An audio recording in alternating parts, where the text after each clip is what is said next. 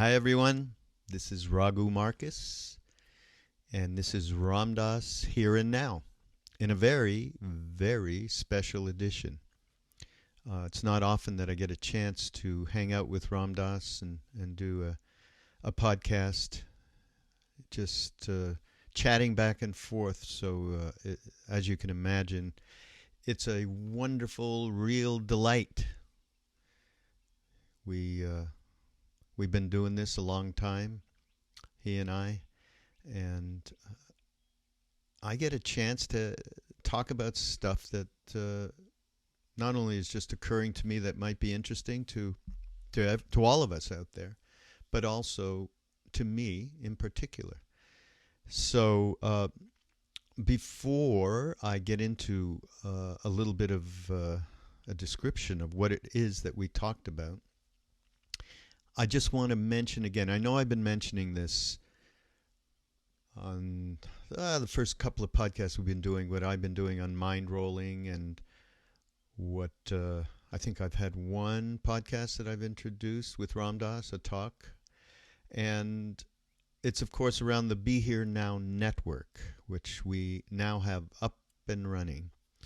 And many of you in the past have accessed our podcast through the MindPod network. And we went through a transition as I and the board of Love Serve Remember, which takes care of all of Ram Dass's media and books and website and represents his and Neem Karoli Baba's teaching. We all thought it would be great if it would be under Love Serve Remember, the podcast network. So we began that, and now you still can get podcasts from MindPod Network. You can go over to mindpodnetwork.com and listen to next generation of podcasters, really.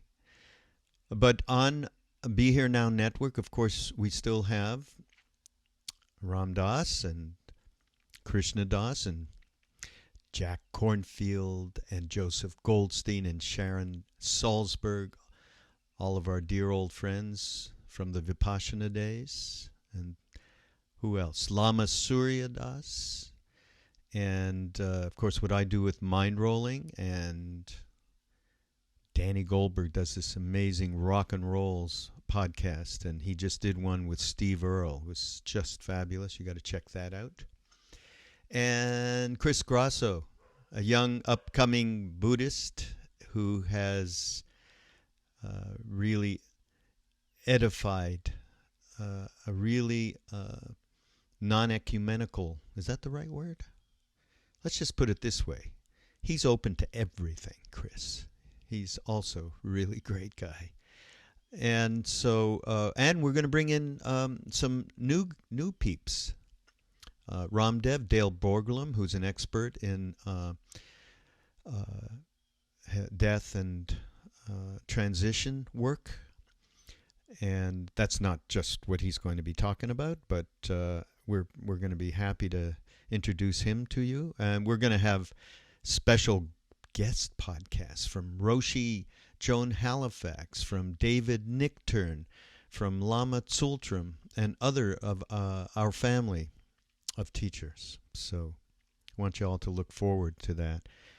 And so what would be great is if you all could go do two things.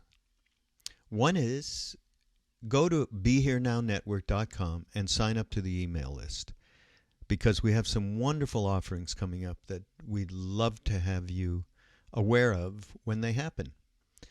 And that is, there's a very, very rich smartphone app, which will be for both iOS, which is Apple, and Android users.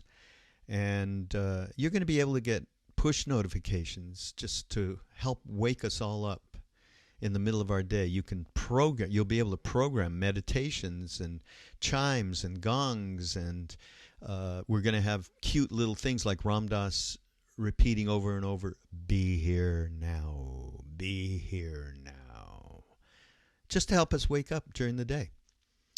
So that plus all sorts of wisdom articles. We're going to have what's called an Awakened Heart blog with incredible articles.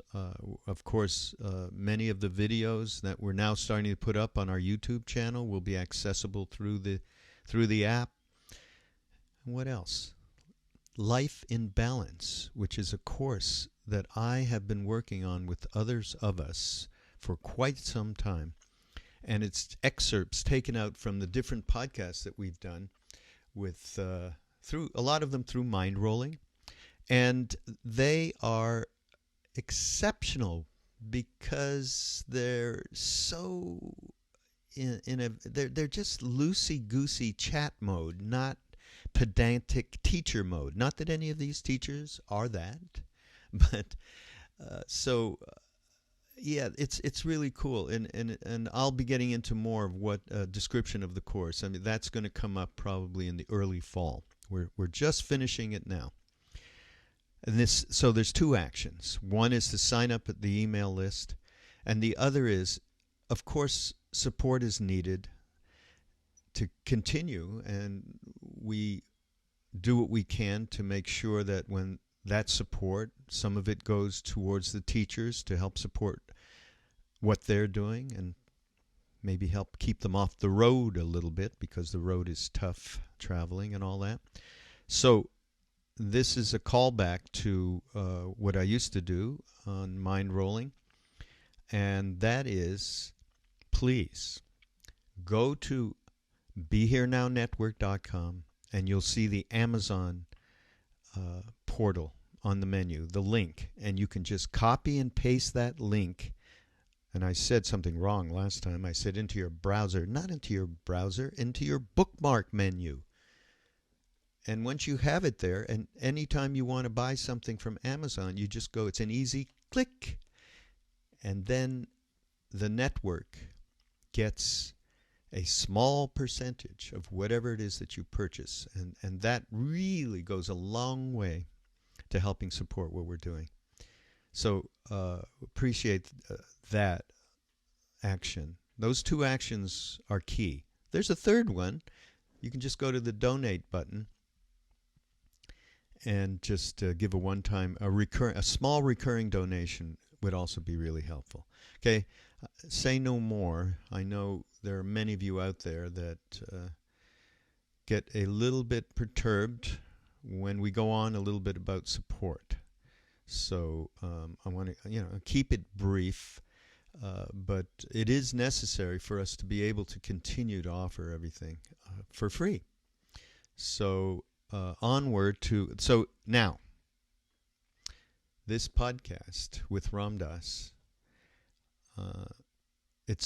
you're going to get in this, I really pushed him to really tell us, how did Be Here Now come about? That incredible aphorism that is so identified with him. How did it come about? What were you thinking when it happened? What was your environment? He was in India when it happened. So we talk about that. And the rest of it is around trust, contentment, and the Guru. And I was going to say earlier, doing these podcasts with Ram Dass, when I get the chance, which is not often. He's extraordinarily busy and only has so much bandwidth. But he, fortunately, this just happened within the last couple of weeks, and we're just getting it out now. And I said, I thought that it is a delight, which I said before. It's a delight because suddenly, forget the podcast and the quote-unquote business of putting this stuff out and everything that we have to do. The opportunity for me to just be here with him, and it was on Skype, and how much presence he has. Just sit on Skype. It's just like sitting in front of him physically. I mean, that's the beauty of digital media these days, a digital connection, rather. And the one thing that struck me is I remember in the podcast when we were doing it, video cast, I said to him, because we were talking about trust, I said the first second I met you, and I tell the story a little bit about how I met him through the radio station that I was the program director of. And I went and found him at a house to bring him to go do an interview. And the first moment I saw him, I had never met a person who was so present it seemed as if there was nobody in the world but me that he gave a shit about. Okay? And that sitting there, I met him in the door. I'll never forget it. And when he opened the door, there was nobody else there where he was staying. And that same thing was present all these years later, just in this Skype thing that I did with him. So it was pretty amazing, full circle. So here we go. This is Ram Dass, Here and Now. And I don't know what I want to call it, but I think I want to call it Trust, Contentment, and the Guru, who we talked about as well. So thanks for hanging out. Look forward to next time. Hi everyone, including you, Ram Dass. Hi.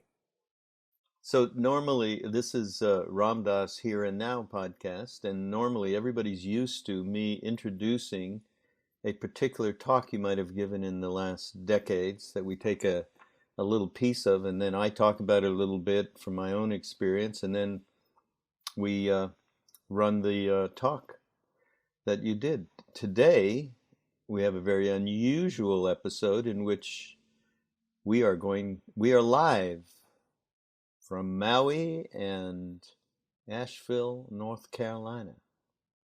So, I'm happy to hang out and do this. This is always such fun and full of usually a lot of grace.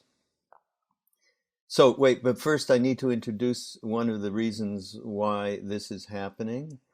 And that is because we're starting a new network to host all of the podcasts of your friends and my friends for all of these decades. So it's a beautiful new initiative from Love Serve Remember Foundation. And again, BeHereNowNetwork.com. If you're listening to this, you've probably gone there, or you can actually subscribe through iTunes. And we look forward to a lot of great offerings in the future through this network. Okay, that's the roundup of what's going on. And interestingly enough, of course, Be Here Now, I just mentioned to you, geez, all these years since it's come out, in the initial Be Here Now, before it was a softbound publication, came out in 69, 70, something like that, after you did it at Lama, and they bound up all of the brown pages and all. So it's many, many, many decades later, and people are still discovering it, and a whole new generations are coming into it. So I know the story, and many people know the story from Be Here Now, of the genesis of that aphorism. But what are we talking about? You're in the car traveling with Bhagavan Das, okay? I just want to get back at the reality of how this thing came about. Just think back a little bit and just give me this scene. You're traveling in the car. What are you going through that prompted this? We were barefoot going from Buddhist temple Buddhist temple. We were begging,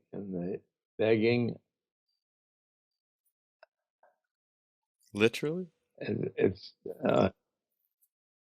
yes, begging for food and food. And I had my traveler's checks in my pocket. And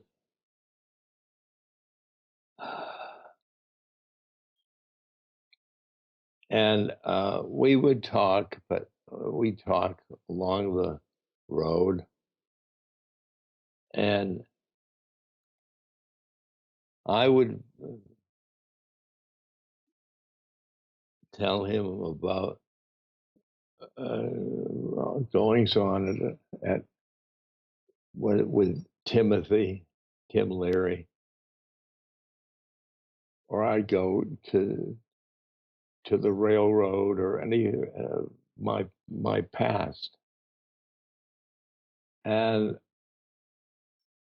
he'd say, "Look, just look at this flower.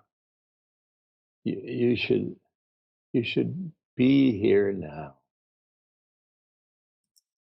Literally, he said that. You should just be here now.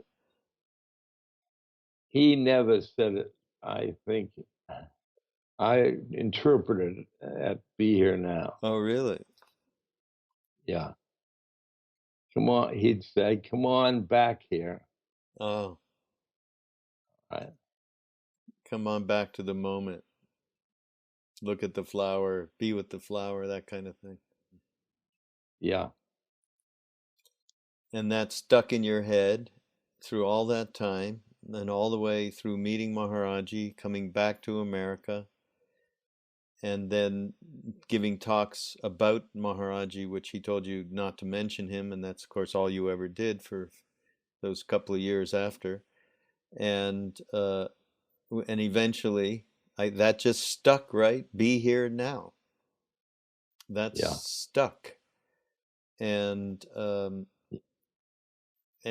so I wanted to talk about trust. Okay, the way that trust is like a formative stage for people.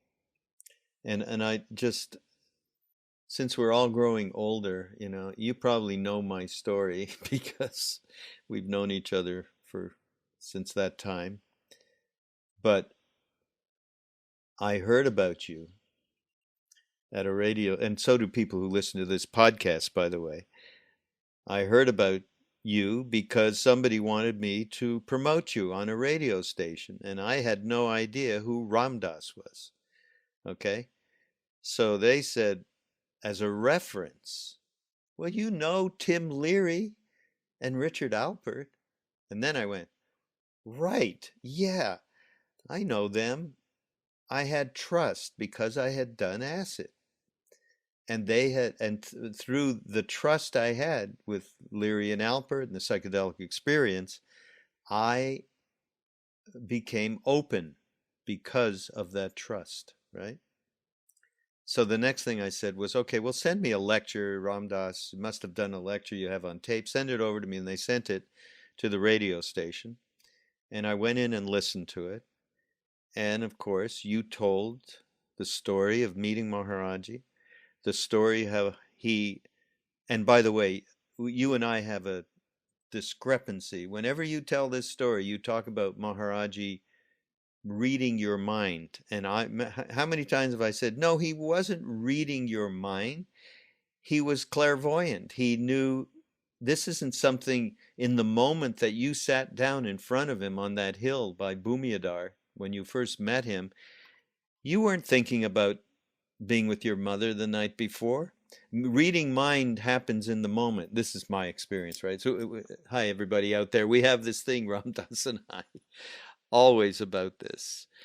And so basically, his knowing that when you talked about that and told that story, and I heard it in that little studio in that radio station, I had a deep trust. Oh shit, this guy I believe him. And it was not just because of the tone of voice and what was behind it. It was the rest of what you told, which was the honesty about where you were at in terms of before you met him, after you met him, the stuff you went through. So it became okay. It's okay. I can be where I'm at.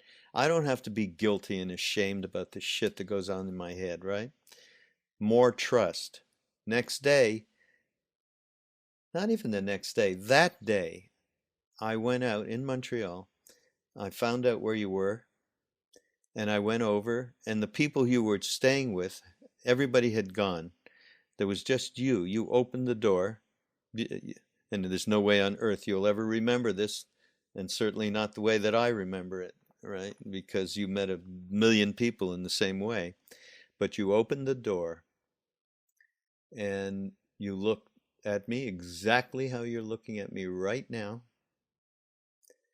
and just completely being in the moment. And I had not been completely in the moment with anyone in my life, right, until that moment. And it, you know, it wasn't like I was suddenly had this Sartori experience. Nothing like that. It was just present. The power of that present, the power of now, as Eckhart Tolle says, was incredible. And then ensued, I brought you to the station and interviewed you, and then went to the talks, and then, you know, our radio station then became a loudspeaker for Ram Dass lectures at the time. But the point being, so I got that trust, right?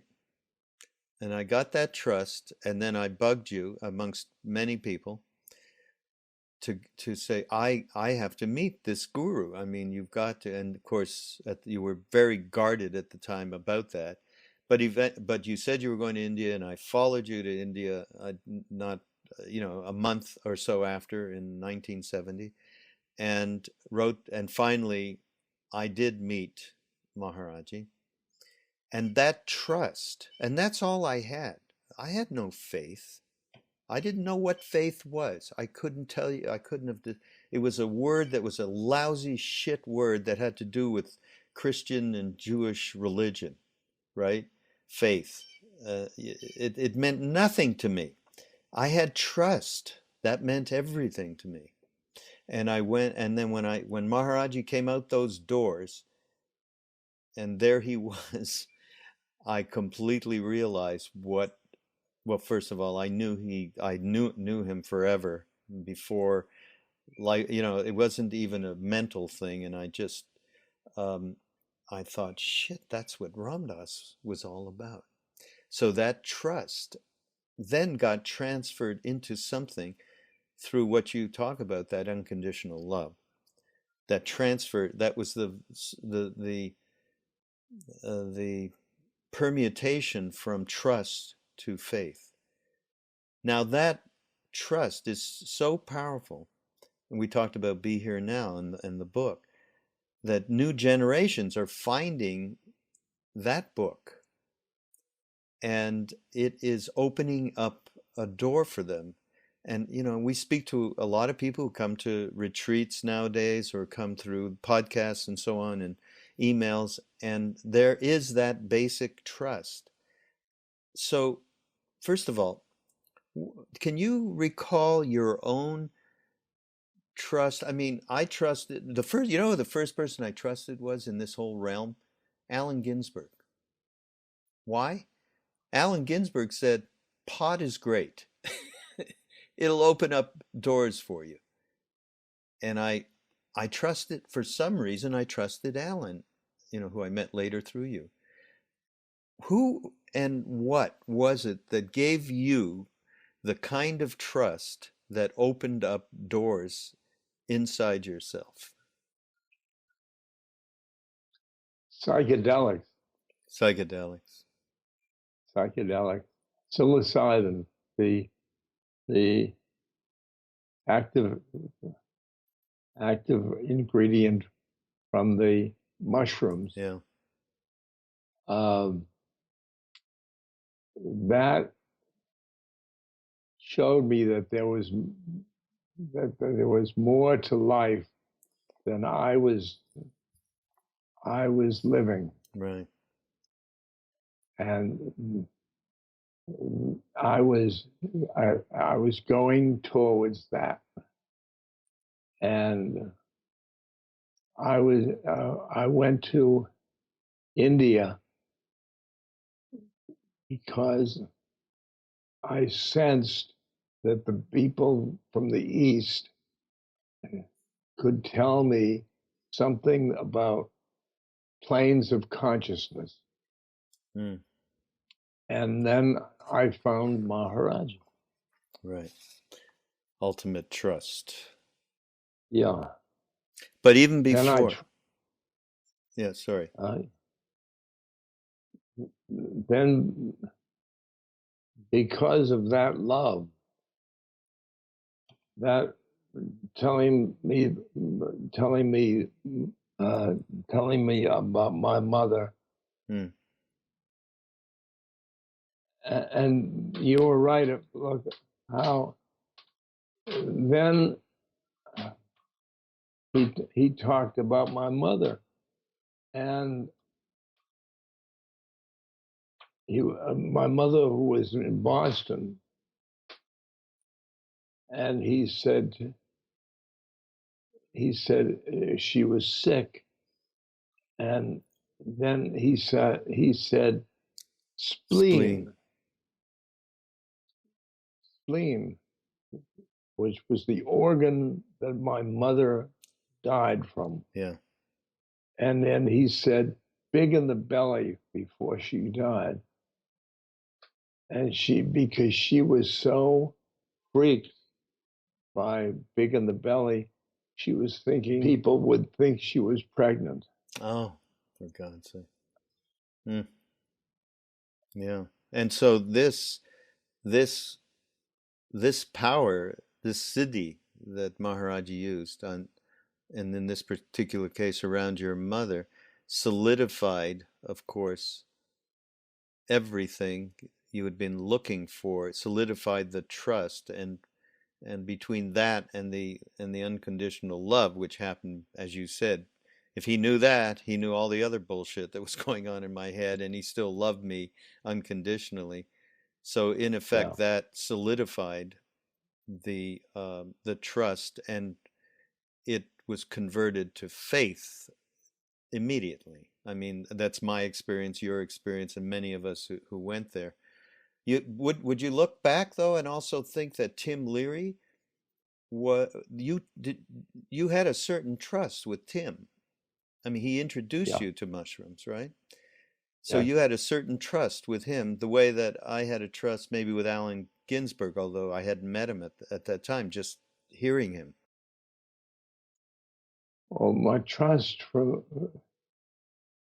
Tim, he was 10 years older than I was. And he was a better psychologist than I was. Really?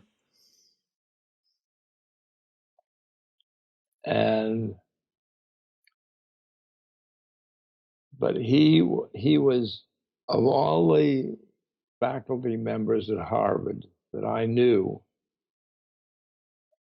he was the only one whose consciousness was not preempted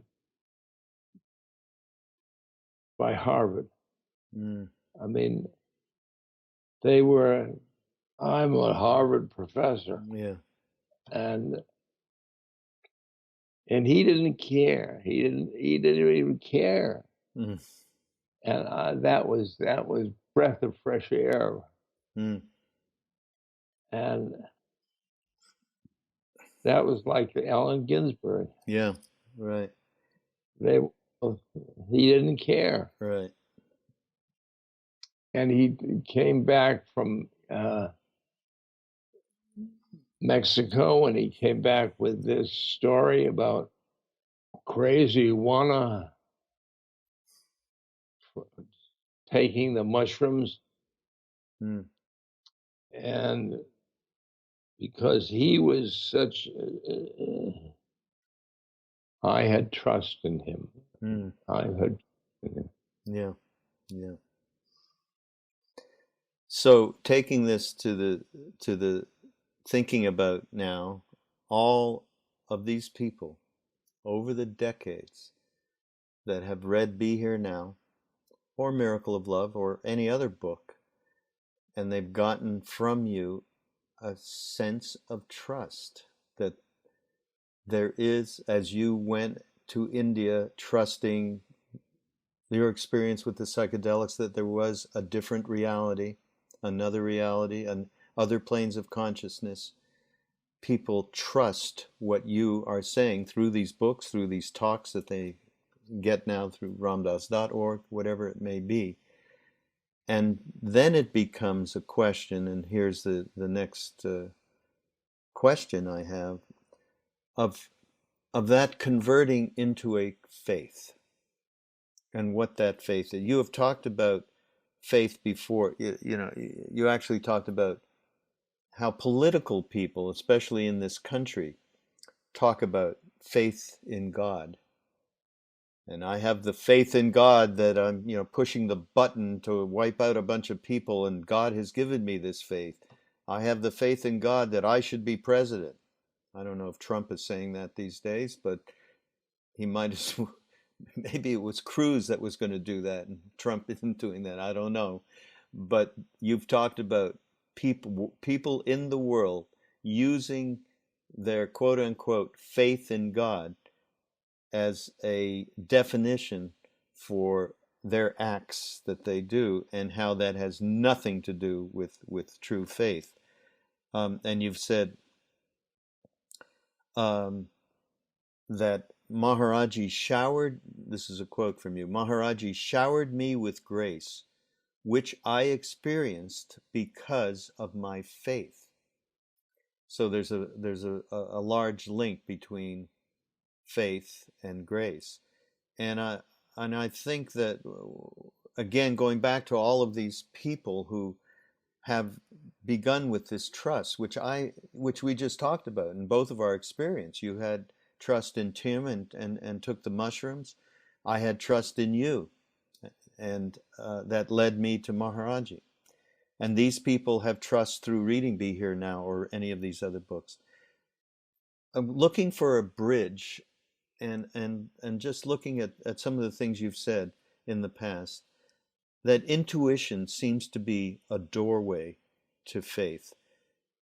Can you talk a little bit about how people, once they have a certain amount of trust, can then turn to their own intuition? Can you talk about intuition?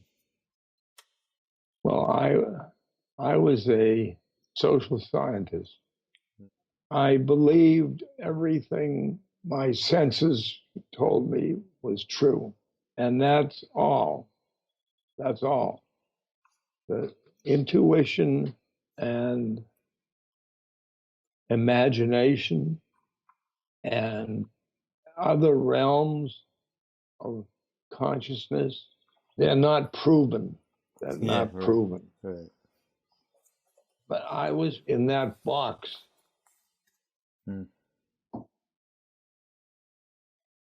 And then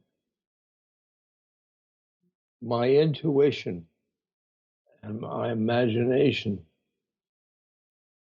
I looked out at these realms of consciousness, which was in me and out there. And I trusted myself that these far out, either in my imagination or realms of consciousness or intuition, the new world, there was new world, and the world was big.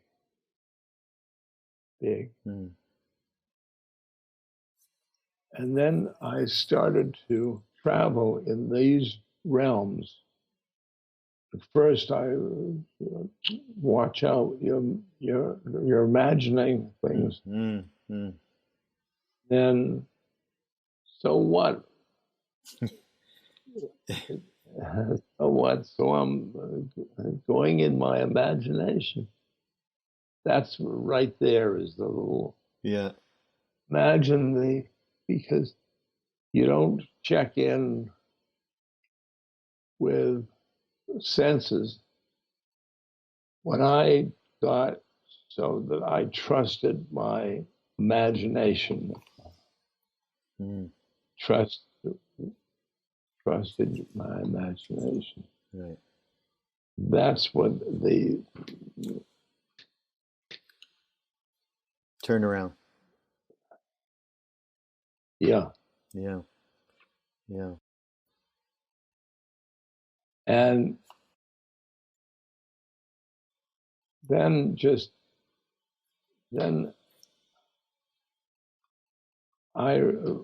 realms of consciousness, like spiritual realms,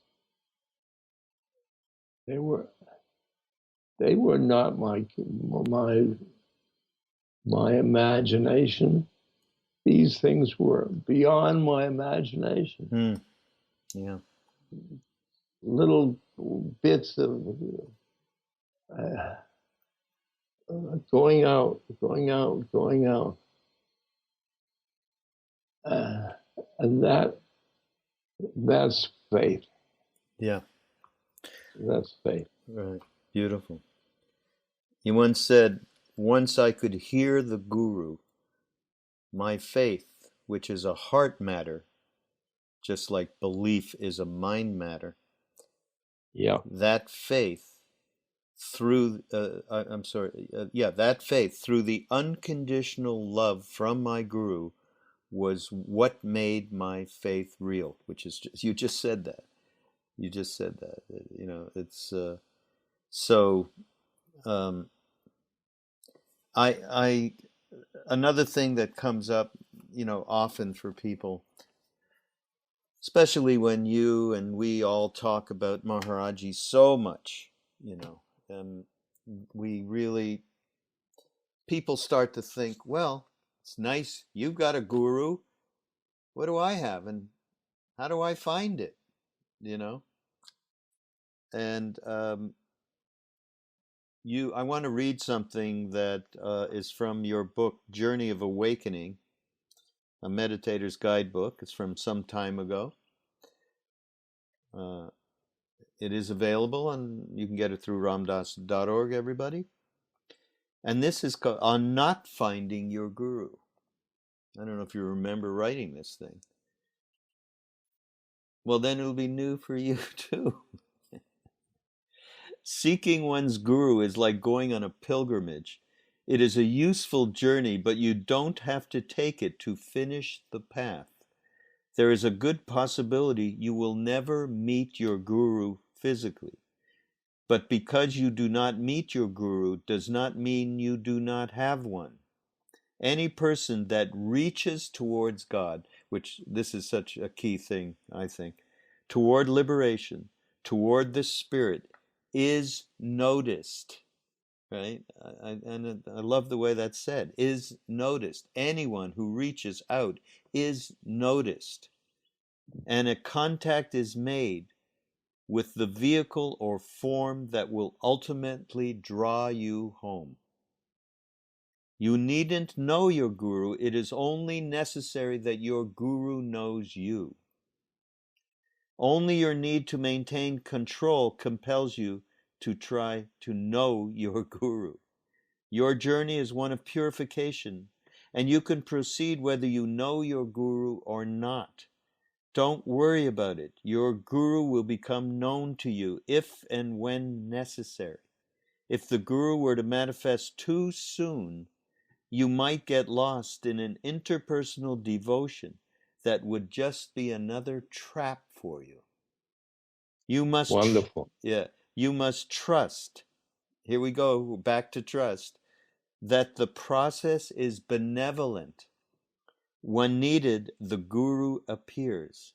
It is a benign conspiracy. That's terrific, Right. okay? That's terrific. Benign. Yeah. Benign conspiracy. Yeah. first in my always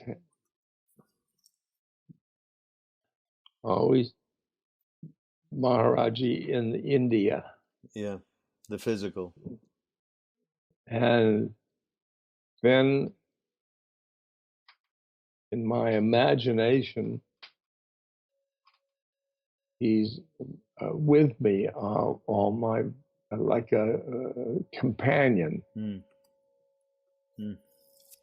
And then he came now in me, in me. When people say, I don't have a guru, I say, look within, because it's part of the Atman in the Hinduism. The Atman,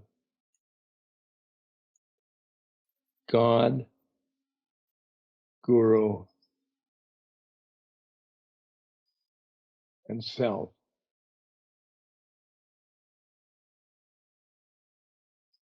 That everybody has the Atman in their soul, in their soul. And then go inside, and that's what we call intuition. Yeah. Perfect. Beautiful. Right on. At the same time, what you wrote those many years ago, the fact is,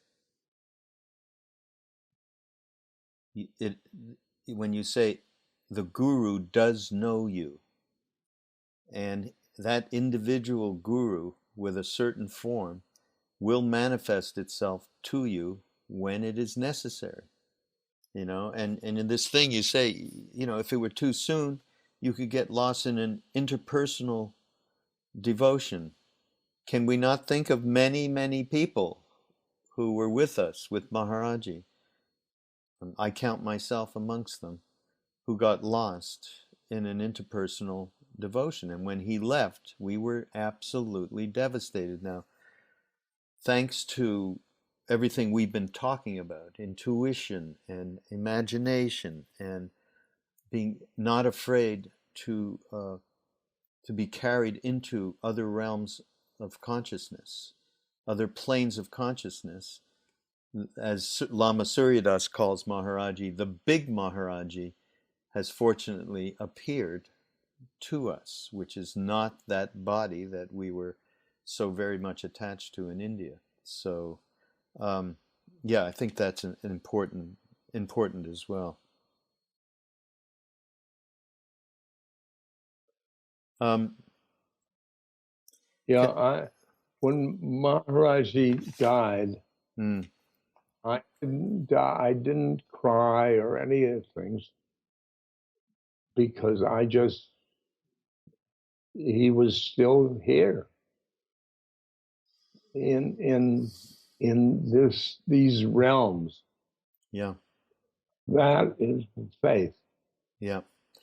Now, when you called me when he died on September 11th, 1973, I was at my father's famous farm in Abercorn, and I answered the phone, and you told me this. I did not have that going for me in that moment. I only had one other more devastating moment in my life. That was my son almost dying. Than that moment. So, but then picked myself up, cleaned the mud off of me of falling in that pit of despair. And then we all have to, there's work, there is practice, that nobody should mistake that that's part of this, part of the grace is that as well, to find that intuition and connect with it within ourselves. So I want to mention that. I got one other thing before we leave here, um, and it's around contentment. We've talked about this a few years ago, actually. Um,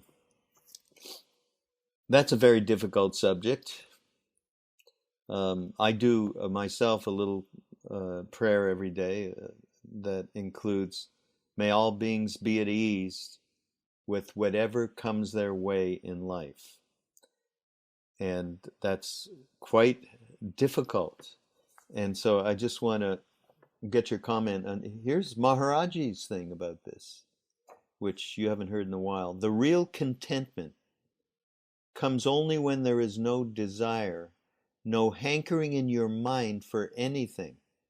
How can you say that you have got everything and do not want anything more when you are holding an empty vessel in your hand? You might be saying this with your mouth, but there would always be the worry in your mind about how that pot could be filled. Always looking from side to side with the expectation that somebody will come and fill it up. Well, how can you call this contentment?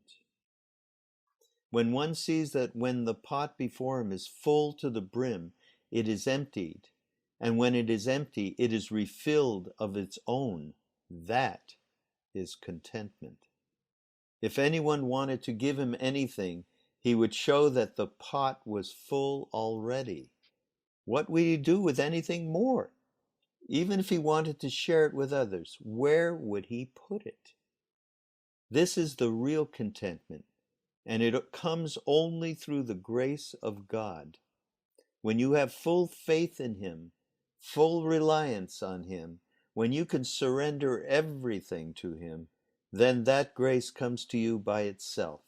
You do not have to ask for it or make any effort.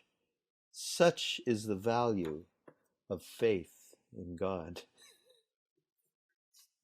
Yeah.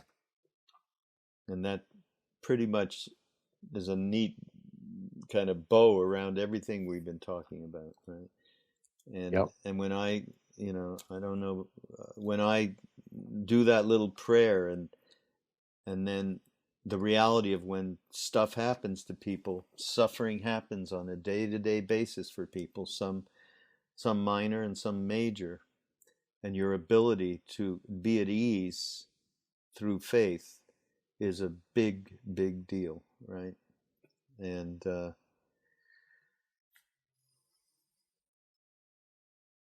I'm content.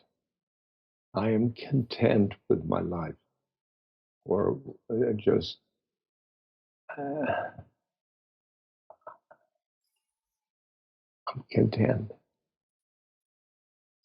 And I never was content mm, because I was looking for something, mm, uh, looking for crowds, looking.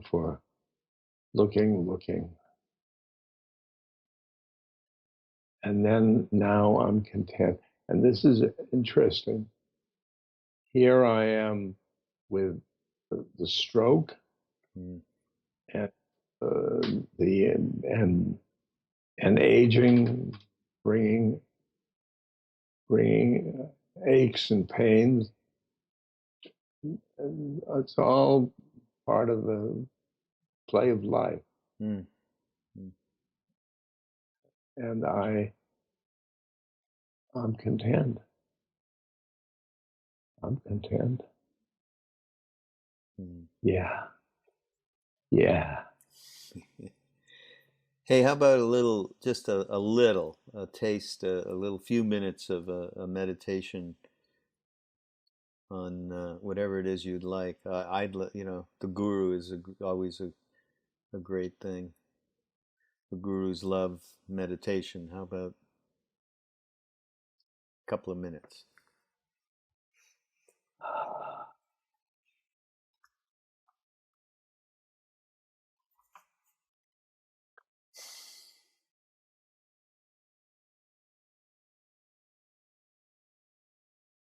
We can meditate now.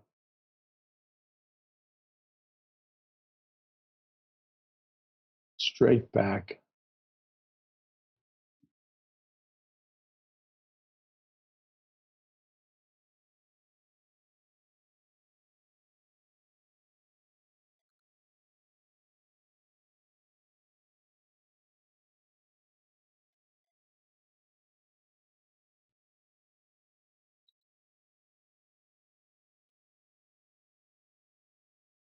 You are living in grace from the Guru.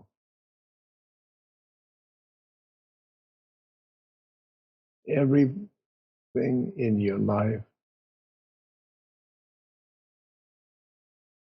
grace, grace.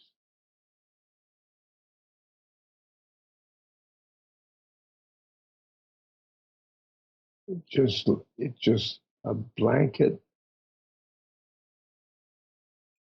around you.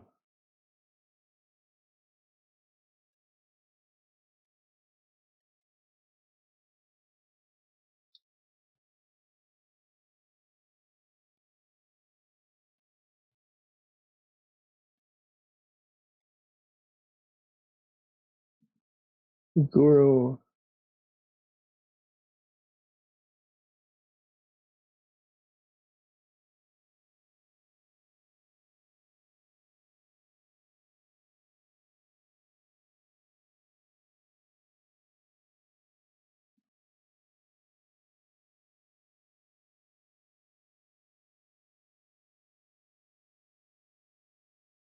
is with you.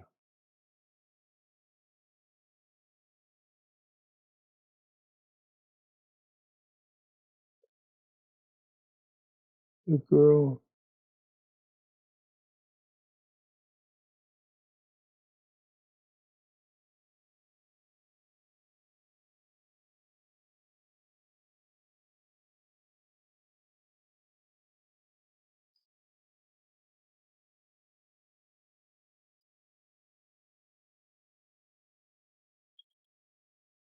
is outside of you. It's inside of you.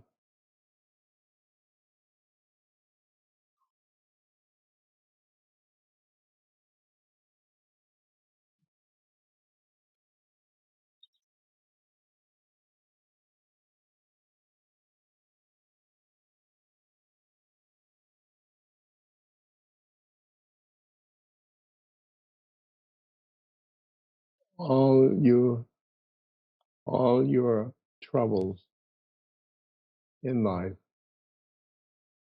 turn over to the Guru.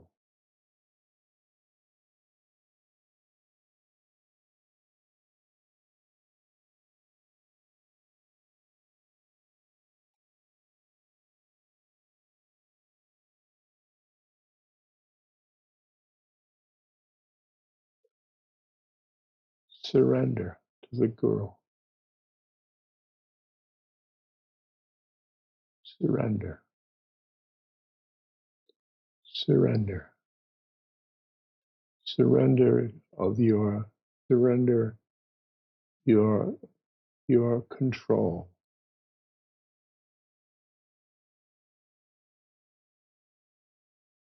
The Guru has control.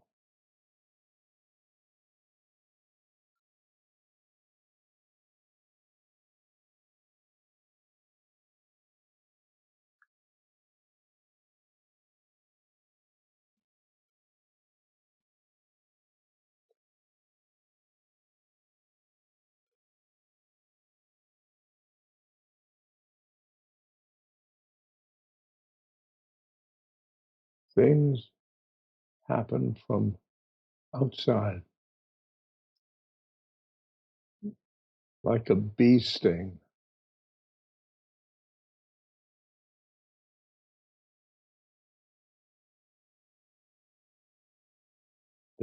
That's the Guru's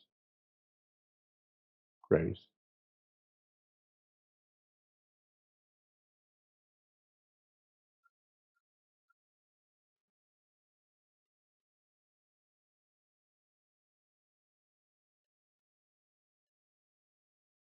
luxuriate in grace.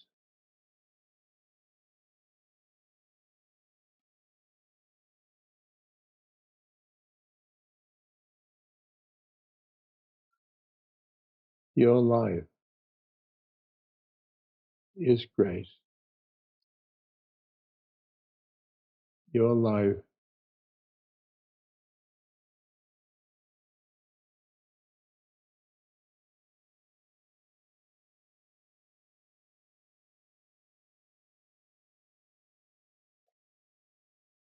is a manifestation of grace.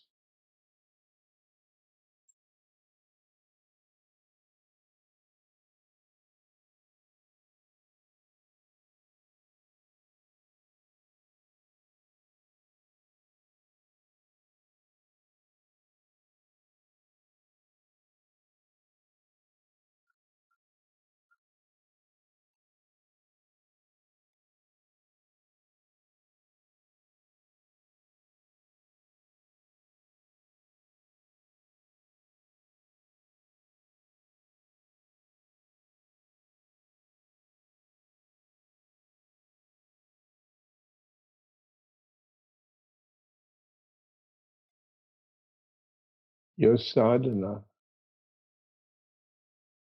your path, God,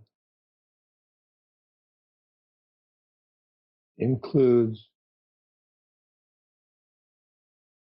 seeing of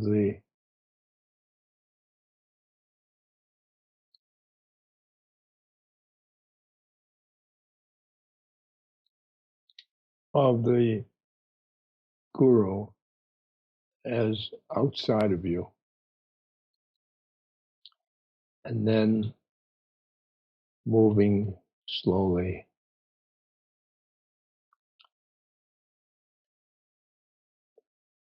merging.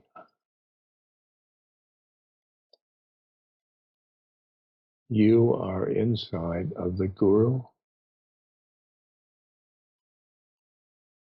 The Guru is inside of you.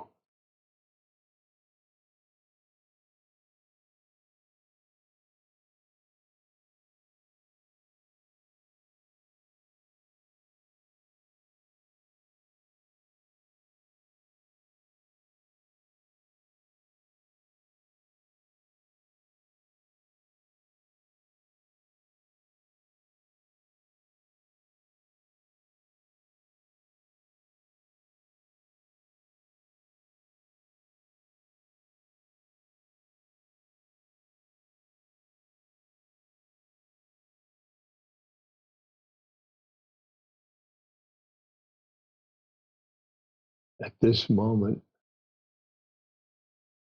we are graced because we are on a path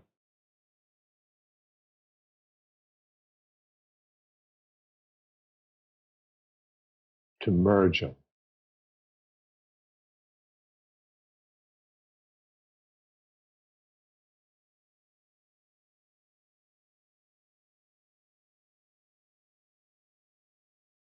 Just be here now. Just be here now. In the moment, a moment is not in time. A moment is infinite. In this moment, in this very,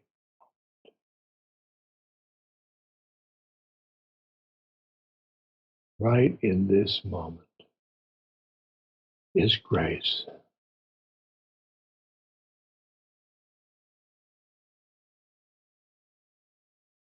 Is this moment.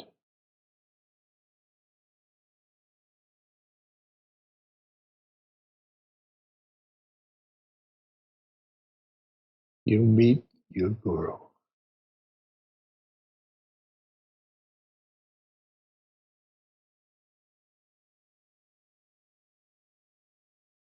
In a moment of infinite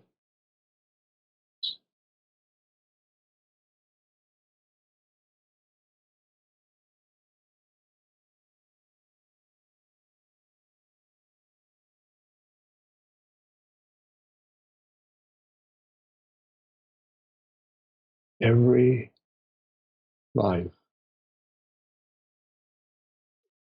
is filled with moments, not in time, not in space.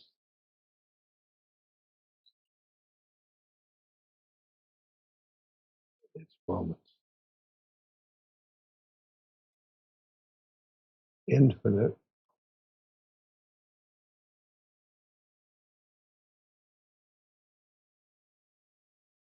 In the moment you meet your guru,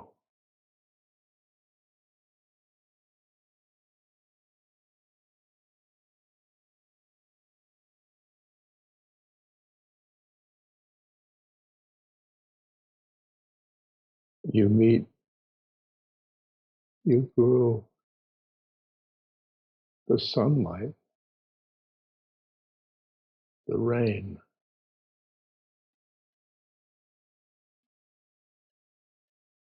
the flower,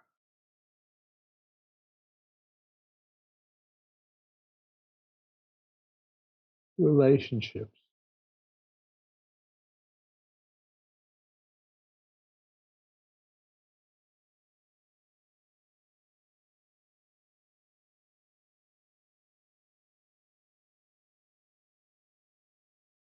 the moments of life.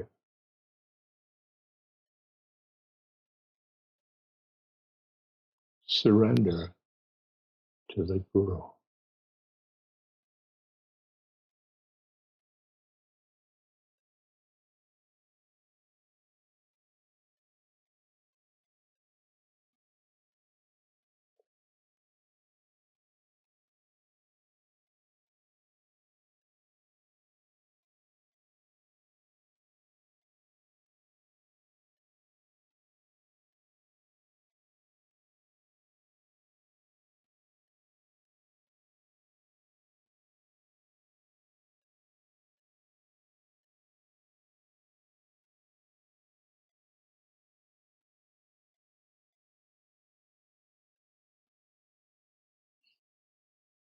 Namaste.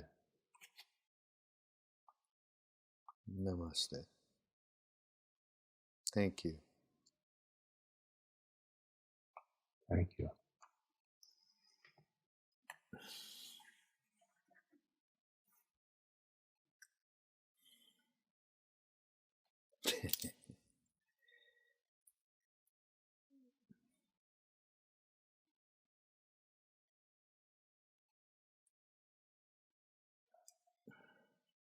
Just the same moment in the apartment in Montreal. Same moment.